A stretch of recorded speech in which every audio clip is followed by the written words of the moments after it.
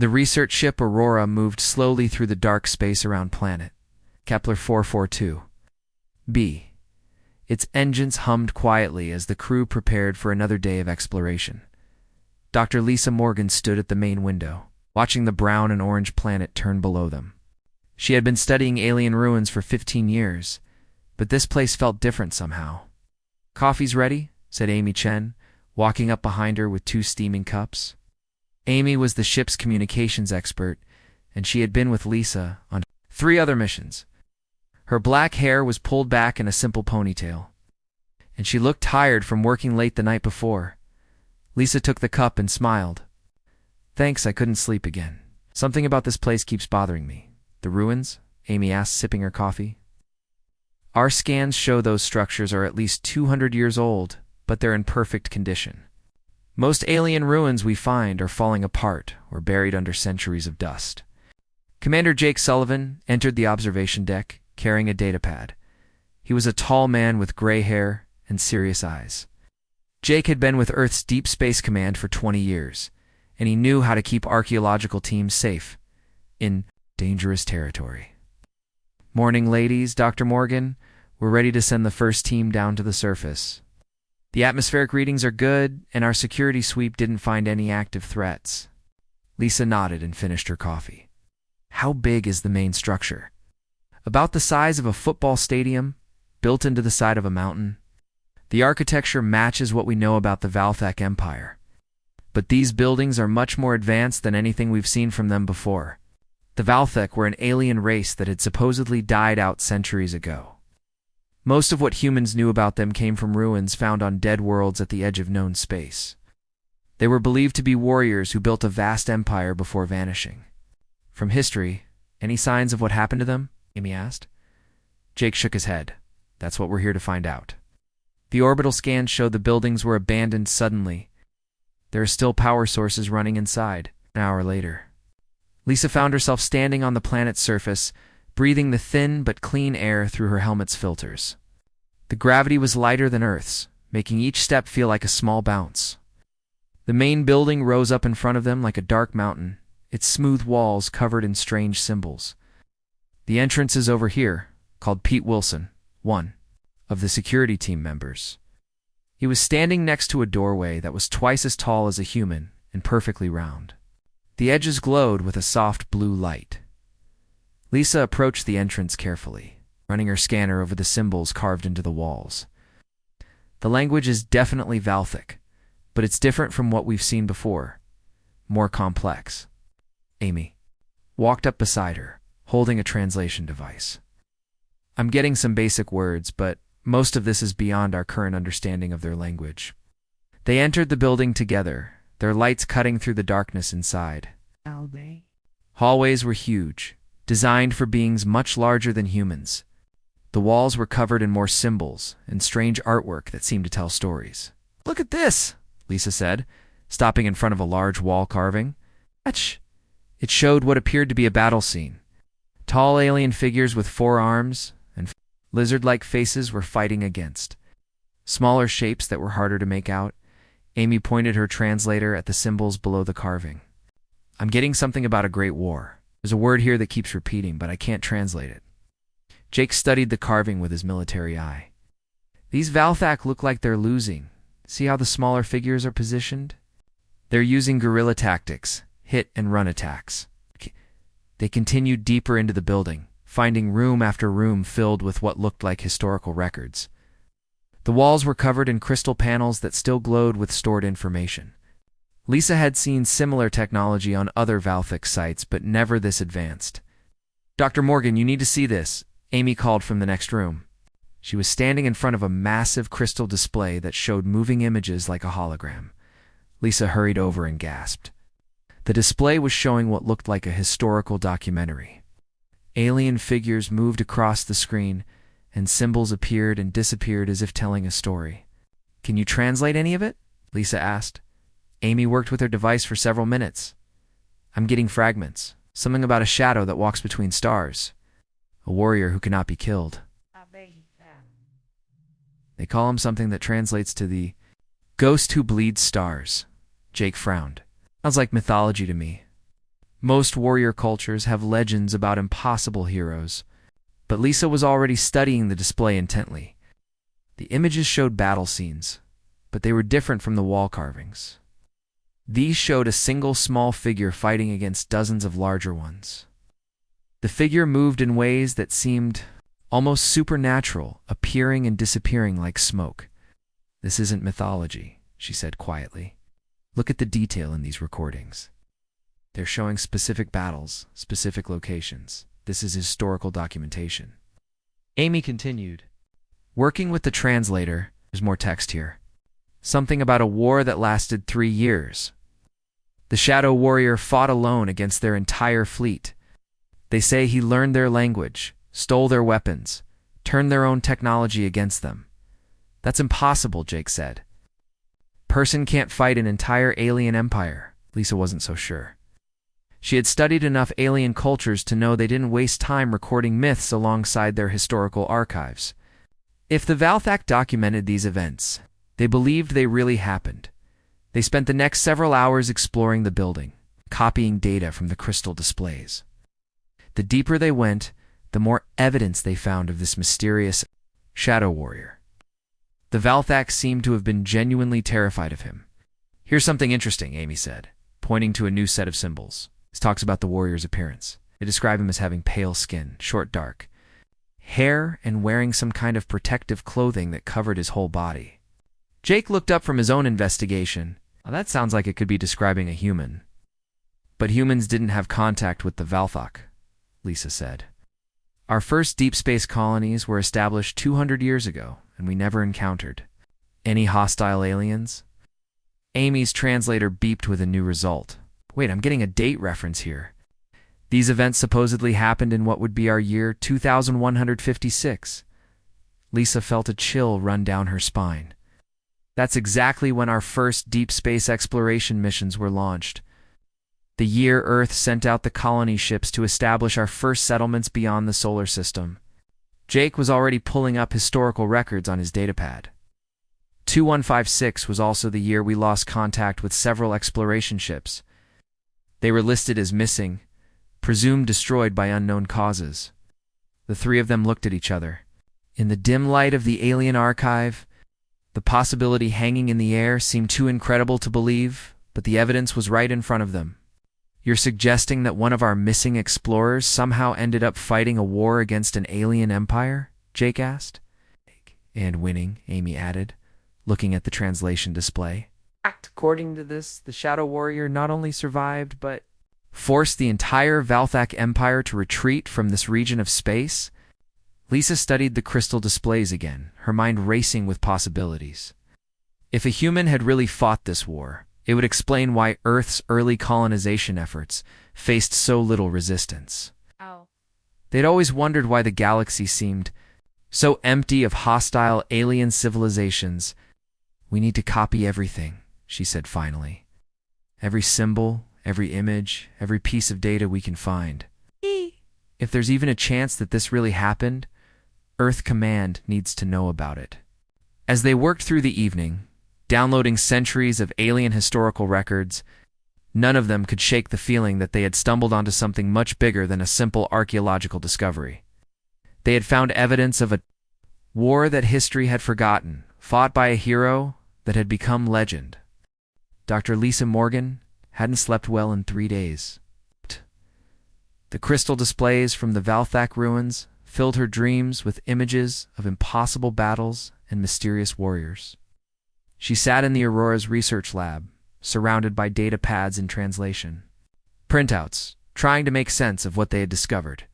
Amy Chen walked in carrying breakfast and another pot of coffee. "You've been here all night again, haven't you?" "Can't stop thinking about these records," Lisa said, pointing to the holographic display floating above her work table. It showed a detailed map of star systems with battle locations marked. In red, look at this campaign. The Shadow Warrior didn't just fight random battles. He had a strategy. Amy set down the food and studied the map. It looks like he was cutting off supply lines. Each attack point blocks a major shipping route. Exactly. This wasn't some crazy person fighting for no reason. This was someone who understood military tactics and knew how to hurt an empire where it mattered most. Commander Jake Sullivan entered the lab, carrying his own stack of datapads. He looked as tired as the two women, but his eyes were sharp with concentration. "I've been cross-referencing the Valthak timeline with our military archives. I found something you need to see." He activated his own holographic display, showing Earth military records from 2156. Transport Ship Defender, Captain Ryan Hughes, commanding.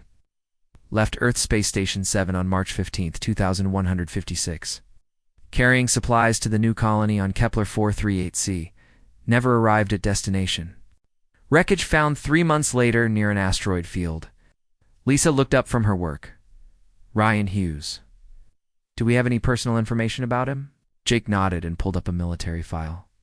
The hologram showed a man in his early 30s with short brown hair and serious eyes. He wore the blue uniform of Earth's Deep Space Marines. Captain Ryan Hughes, age 32. 15 years of military service, specialized in survival training and guerrilla warfare. Decorated veteran of the Mars border conflicts. Amy compared the military photo with the alien descriptions they had translated. The physical description matches what the Valthak recorded. But Jake, if his ship was destroyed, how could he have survived to fight this war? That's what I've been trying to figure out. I requested the complete incident report from Earth Command. The Defender wasn't just carrying supplies. It was also transporting a team of military advisors to help establish colonial defenses. Lisa stood up and walked to the main display screen. "Show me the location where they found the wreckage." Jake input the coordinates, and a star map appeared showing the asteroid field where the Defender's remains were discovered. Here's what's interesting. The wreckage analysis showed the ship was attacked by unknown weapons. Energy signatures didn't match anything in our database. "Valthak weapons," Amy said quietly. "Had to be." But here's the strange part. The ship's escape pods were missing. All of them. Search and rescue assumed they were destroyed in the attack, but they never found any trace of them. Lisa felt pieces of the puzzle clicking together in her mind. What if Ryan Hughes didn't die in the attack? What if he escaped in one of those pods and ended up on a Valthak world? Humans stranded in alien territory, Jake said. With military training and nothing to lose. Amy pulled up more of the translated Valthak records. Listen to this. It's from what appears to be their first encounter with the Shadow Warrior. The pale demon appeared from the wreckage of our victory. "We thought all the star travelers were dead, but one had survived our righteous attack. He took weapons from our fallen warriors and vanished into the darkness between the rocks. The three of them stared at the translation in silence. The implications were staggering. A single human, alone in hostile alien space, had somehow turned the tables on his attackers and begun a war that lasted 3 years. There's more," Amy continued, scrolling through the files. They described dozens of encounters with him over the next few months. He learned to use their equipment, figured out their language, and started hitting back at their patrols and supply ships. Jake was already pulling up tactical analyses on his datapad. This makes sense from a military perspective. Hughes was trained in survival and guerrilla warfare. If he found himself stranded in enemy territory, his training would have told him to gather intelligence, acquire local weapons, and start disrupting their operations. Lisa returned to her workstation and began organizing the alien records by date. But look at how the Valthak reports change over time. The early encounters, they call him the Survivor or the Pale Demon. But as months pass, their language becomes more respectful, almost fearful. She displayed a series of translated reports on the main screen. The progression was clear. What started as military incident reports gradually became something closer to legend. Month 4. The ghost struck again at Supply Depot 7. 17. Warriors lost, all weapons stolen. He fights like the wind itself. Month 8. The Shadow Walker has learned our sacred tongue. He speaks to our prisoners before he frees them. Some say he promises them safe passage to the edge of worlds. Month 12. The one who bleeds stars appeared during the Festival of Conquest. He walked among our greatest warriors as if invisible, and vanished with the plans for the Great Invasion. Amy looked up from her translation work. Did you notice how they stopped using his physical description? After the first year, they just call him the Shadow Walker, or the ghost who bleeds stars. He became a myth to them, Jake said. A single human turned into a supernatural force. In their collective consciousness, Lisa discovered something else interesting in the records. Look at this. The Valthak weren't just fighting defensive battles against him. They were actively hunting him. He assigned entire fleets to capture or kill this one person. She displayed a Valthak military communication that Amy had partially translated. Fleet Commander Thax reports, "We have surrounded the demons. Last known position with 50 ships. All escape routes are blocked. This time the shadow will not vanish before our eyes." "What happened?" Jake asked. Amy scrolled to the next communication. The entire fleet reported system malfunctions simultaneously. Their ships lost power, life support failed, weapons went offline. By the time they restored their systems, 17 ships had been destroyed and the Shadow Warrior was gone. 17 ships, Jake repeated. That's not guerrilla warfare anymore. That's a major military victory. Lisa found herself thinking about Ryan Hughes, the person, not the legend. What must it have been like for him, alone in the darkness of alien space, fighting an impossible war with no hope of rescue? How had he managed to not just survive, but actually win battles against superior technology in overwhelming numbers? "Here's something that might explain his success," Amy said, highlighting a new section of text, Valthak military communications. "Mention that the Shadow Warrior never fought the same way twice. He used different tactics, different weapons, even different methods of attack each time. Classic asymmetric warfare," Jake noted. "Gate the enemy guessing. Never let them predict your next move." Lisa discovered another pattern in the records. It wasn't just fighting random battles. Look at the targets he chose. Supply depots, communication, relays, troop transport hubs. He was systematically dismantling their military infrastructure. As the day wore on, they pieced together more of Ryan Hughes's incredible campaign. The Valthak records painted a picture of a man who had not only survived being stranded in hostile territory, but had somehow turned his desperate situation into a strategic advantage. "I found audio recordings," Amy announced suddenly. The Valthak kept recordings of their military communications during this period. She activated the playback system, and strange alien voices filled the lab. Even without translation, the tone was unmistakable. Fear, frustration, and growing respect for an enemy they couldn't understand or defeat. "They're talking about him like he's not entirely real," Amy said after listening to several recordings. "Some of these communications suggest they thought he might be some kind of spirit or supernatural being." Jake leaned back in his chair. From their perspective, that's exactly what he would have seemed like. A warrior who appeared from nowhere, struck without warning, and vanished before they could respond, using their own weapons against them. Speaking their language, knowing their weaknesses, Lisa stared at the military photo of Ryan Hughes, 32 years old when his ship was attacked. A trained soldier who found himself alone against an alien empire and somehow won. He saved us all, didn't he? If the Valthak had established a forward base in our space, if they had launched that invasion they were planning. Earth's early. Colonies would have been wiped out, Jake finished. Humanity might never have expanded beyond our solar system. The weight of that realization settled over the three researchers. One man's refusal to give up, his determination to fight impossible odds, had changed the course of human history. And nobody on Earth even knew it had happened. Commander Jake Sullivan stood in the Aurora's communication center, waiting for the secure transmission from Earth Command to connect.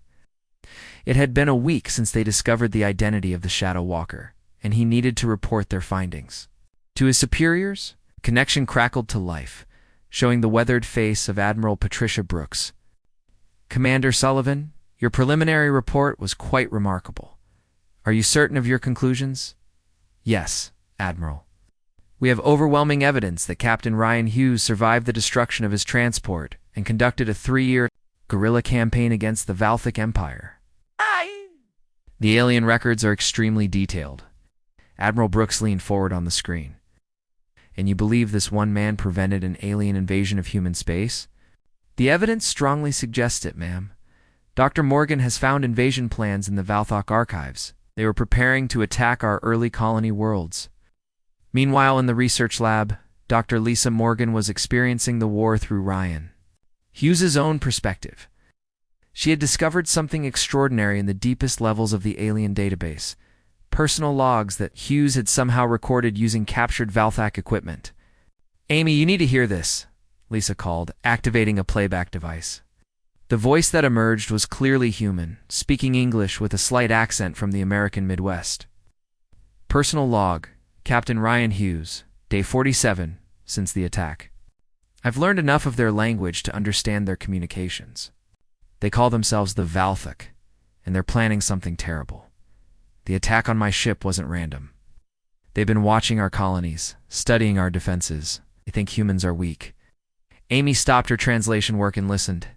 Intently, he sounds so calm, considering his situation.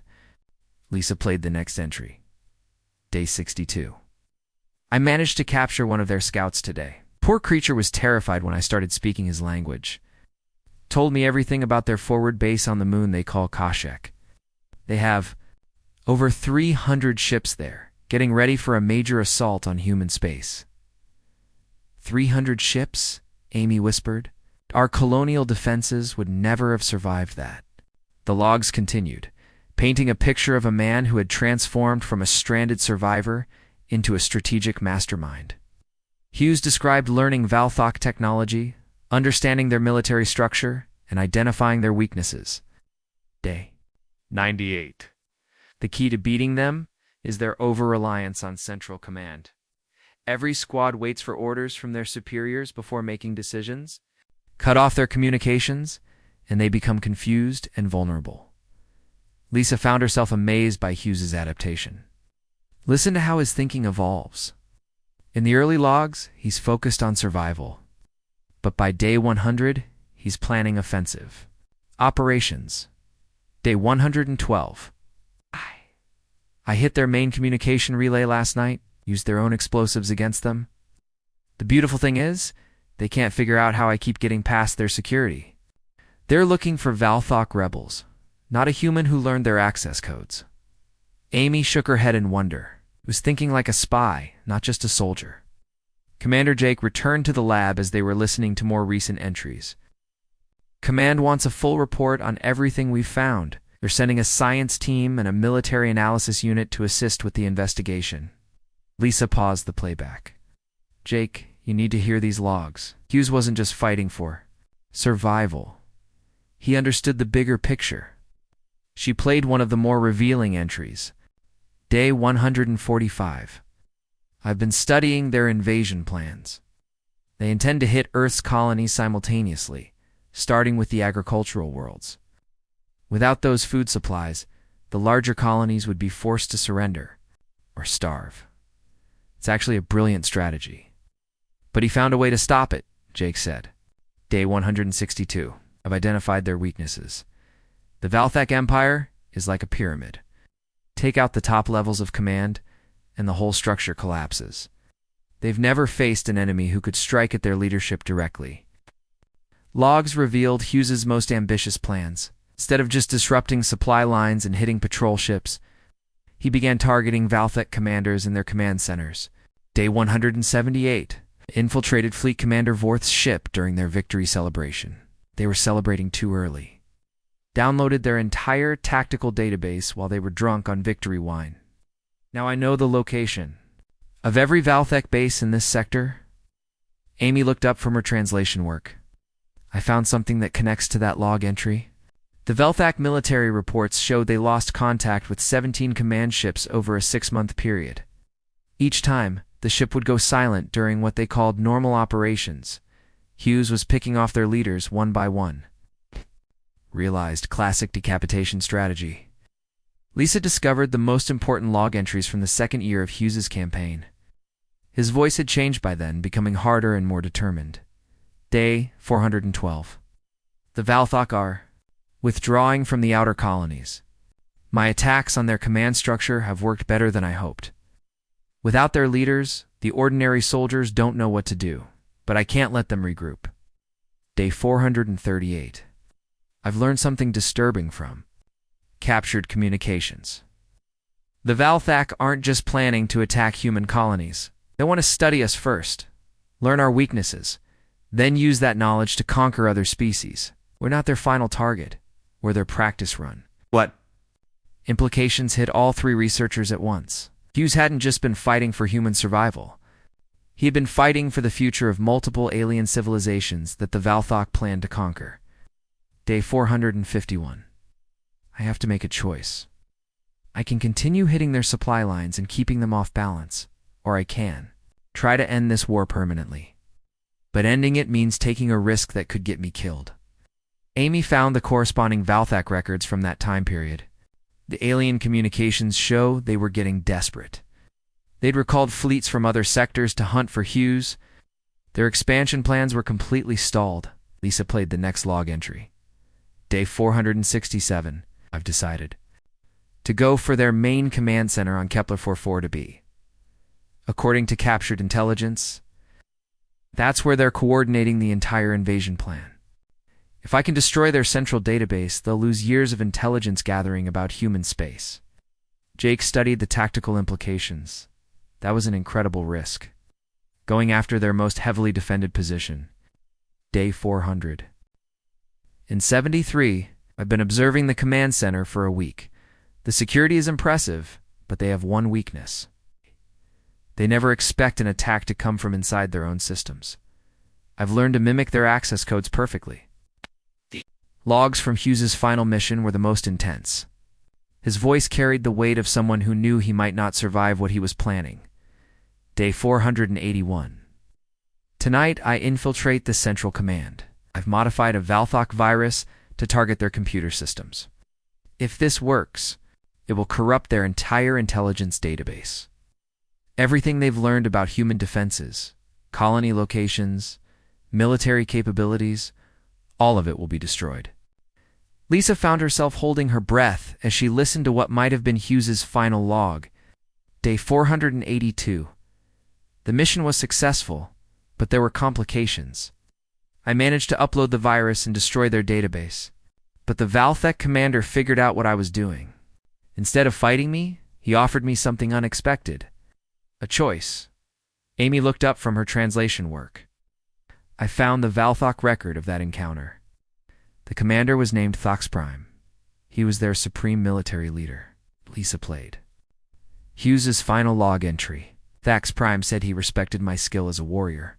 He offered me death in honorable combat, which is apparently a great honor among his people. I proposed something different. Would become his prisoner? Enter. Stasis, as a symbol that the war was over. In return, the Valthak would withdraw from human space permanently and abandon their invasion plans. The lab fell silent as the implications became clear. Hughes had sacrificed his freedom, possibly his life, to secure a peace treaty that nobody on Earth even knew existed. He saved us all, Amy said quietly. And then he made sure the Valthak would never threaten us again. Jake was already calculating the strategic implications. Without Hughes's intervention, human expansion into deep space would have ended before it really began. Every colony we've established, every treaty we've signed with peaceful alien species, every advancement we've made, none of it would have happened. Lisa stared at the now silent playback device. One man changed the course of galactic history, and he did it alone in the darkness between the stars. Dr. Lisa Morgan stood before the sealed entrance to the deepest level of the Valthak ruins.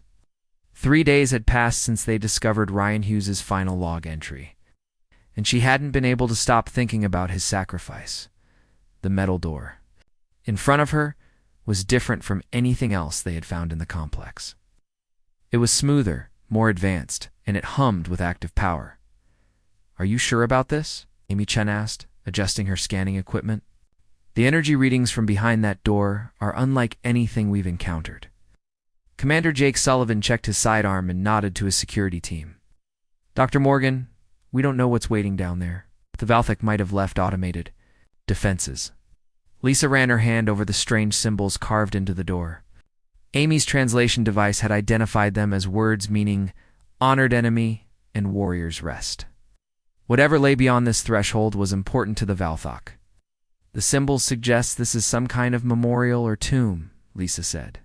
If Hughes really did make a deal with their commander, they might have treated him with respect. Amy activated her translation device and pointed it at a small control panel beside the door.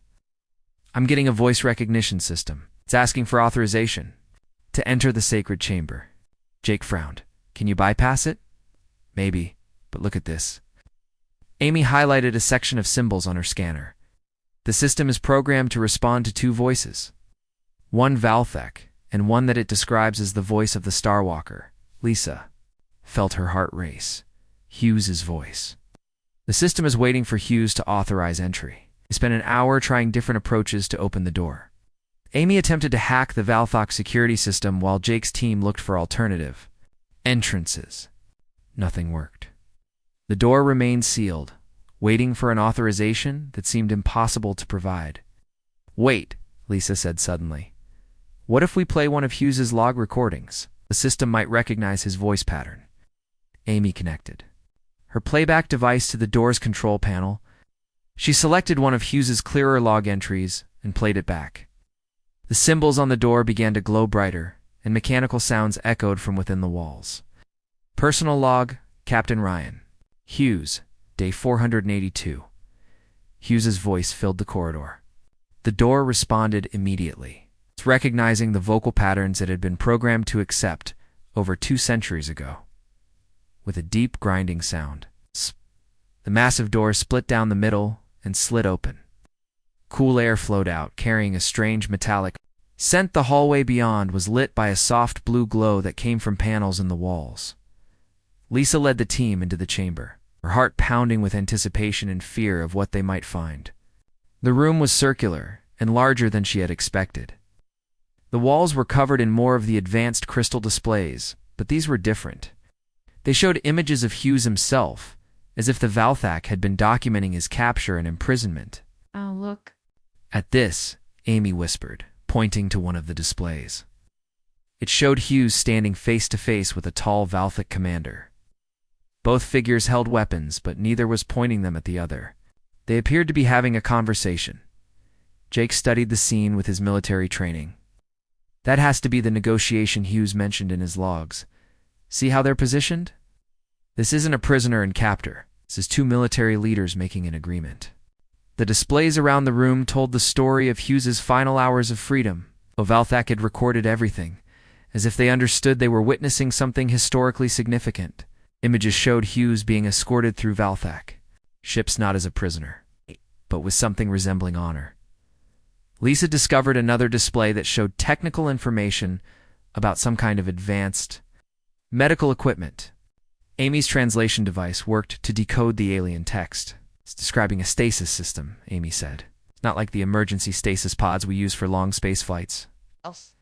It can preserve a living being indefinitely, without any degradation. They followed the glowing path deeper into the chamber until they reached the center of the room. What they found there took Lisa's breath away. A cylindrical stasis pod stood on a raised platform, its surface made of the same crystal material. As the Valthok displays, clearly visible through the transparent walls, lay a human figure. Captain Ryan Hughes looked exactly as he had in his military photo. Unchanged by the passage of 2 centuries, his short brown hair was still neat, his face peaceful, as if he were simply sleeping. He wore what appeared to be a modified version of his Earth military uniform, but it had been enhanced with Valthek technology. He's alive, Amy whispered. Checking the readings on the stasis pod's control panel, the system is maintaining perfect biological stasis. No aging, no cellular degradation. He could wake up exactly as he was when he entered the pod. Jake walked around the stasis chamber, examining it from every angle. This isn't punishment or imprisonment. Look at the craftsmanship, the care taken in the construction. The Valthak built this as a monument. Lisa found a personal effects case beside the stasis pod. Inside were Hughes's dog tags, his communication device, and several items she didn't recognize.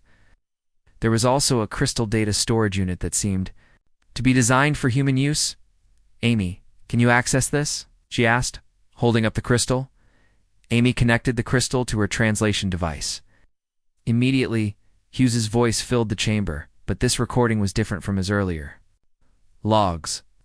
His voice carried a weight of finality, as if he knew these might be his last words. If someone is hearing this, it means the war is over and humanity survived. My name is Captain Ryan Hughes of Earth's Deep Space Command. I want to explain why I made the choice I did.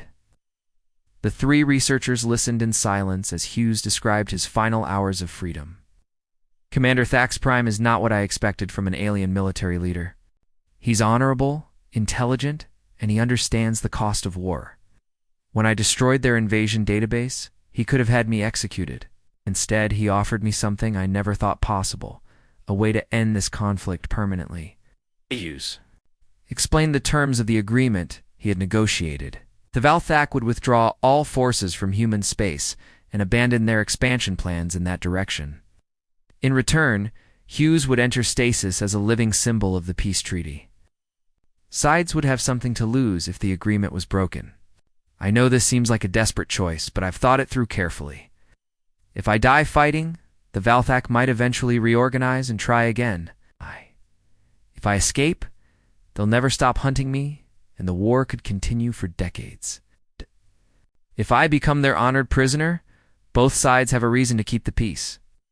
Lisa felt tears forming in her eyes as she listened to Hughes describe his decision. I want my family to know that I didn't give up. I found a way to win that doesn't require more fighting. The Valthak respects strength, but they also respect sacrifice. By choosing to stay here, I'm showing them that humans can be trusted too. Keep our word. The recording continued with Hughes's final thoughts. To whoever finds this message, I have one request. Don't wake me up just to satisfy curiosity. I made this choice to secure peace between our species. If that peace still exists, then my sacrifice served its purpose. But if humanity is in danger, again, if the galaxy needs someone who understands how to fight impossible odds, then you have my permission to wake me up. The recording ended, leaving the chamber in profound silence. Lisa, Amy, and Jake stood around the stasis pod, looking at the man who had single-handedly changed the course of human history. What do we do now? Amy asked quietly. Jake was already thinking like a military commander. We contact Earth Command immediately. This discovery changes everything we thought we knew about our expansion into deep space. Lisa studied Hess's peaceful face through the crystal walls of the stasis pod. Been waiting here for over 200 years, ready to wake up if humanity needed him again. The question is, do we need him now? As if in answer to her question, Amy's communication device began beeping with an urgent message from the Aurora. Dr. Morgan, you need to return to the ship immediately. We're receiving distress signals from the outer colonies. Something is attacking our settlements on the frontier worlds. The three researchers looked at each other, then back at the man sleeping in the crystal chamber. After 2 centuries of peace, it seemed that the galaxy might need Ryan Hughes once again. Dr. Lisa Morgan watched the medical readings on the stasis pod's control panel with growing concern. The process of awakening Captain Ryan Hughes was more complex than anyone had expected. The Valthak technology was designed to bring him back, slowly, carefully restoring all biological functions after 2 centuries of suspended animation. How much longer? Commander Jake Sullivan asked, pacing nervously around the chamber. The distress signals from the frontier colonies were getting worse by the hour. Amy Chen monitored the translation device as it decoded the stasis system's status reports. The pod is saying another 20 minutes. It's checking every organ, every nerve pathway, making sure everything is working properly before it completes the revival process. The Aurora's communication system crackled to life with an urgent message from Captain Pete Wilson on the bridge. Commander Sullivan, Earth Command is reporting that 3 more colonies have gone silent. Out. Whatever's attacking our settlements is moving fast. Jake activated his communicator. Any word on what we're dealing with? Long-range sensors detected massive ships of unknown design.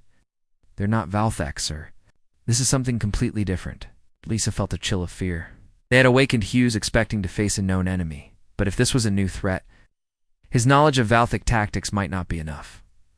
The stasis pod systems began to more loudly, and the blue glow around Ryan Hughes started to fade. His chest began to rise and fall with slow, steady breaths. After several minutes, his eyes opened, staring up at the crystal ceiling above him. Hughes blinked several times, his mind clearly working to process what was happening. He tried to speak, but only a whisper came out. Amy quickly brought him a cup of water while Lisa activated the pod's medical systems to check his condition. "Easy, Captain," Jake said, leaning over the pod. "You've been in stasis for over 200 years. We're humans from the research ship Aurora. My name is Commander Jake Sullivan." Hughes accepted the water gratefully, drinking slowly while his eyes focused on each of their faces. When he spoke again, his voice was stronger. 200 years. Did the peace hold? "Yes," Lisa said quickly.